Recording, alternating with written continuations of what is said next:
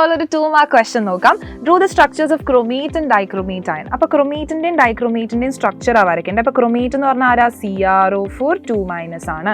Dichromate ആരാ? Cr2O7 2- ആണ്. അപ്പോൾ സ്ട്രക്ചർ വരയ്ക്കുകയാണെങ്കിൽ ടെട്രാഹീഡ്രൽ സ്ട്രക്ചർ ആണ്.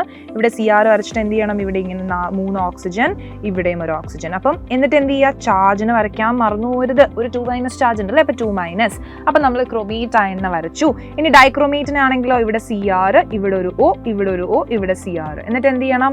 ഇവിടെ ഇങ്ങനെ 3 ഓക്സിജൻ വരച്ചു കൊടുക്കുക. അതേപോലെ തന്നെ ഇവിടെ 3 ഓക്സിജൻ വരച്ചു കൊടുക്കുക. ഈ ബോണ്ട്സ് ഒക്കെ ഒരേ ലെങ്ത് ആണ്. ഈ ബോണ്ട് ആംഗിൾ എത്രയാ? ഒരു രസത്തിന് ബോണ്ട് ആംഗിൾ 126 ഡിഗ്രീസ് എന്നൊക്കെ എഴുതി കൊടുത്തിട്ട് 2- കൂടി വരച്ചു കഴിഞ്ഞാൽ ഡൈക്രോമേറ്റിന്റെ സ്ട്രക്ചറും റെഡിയായി.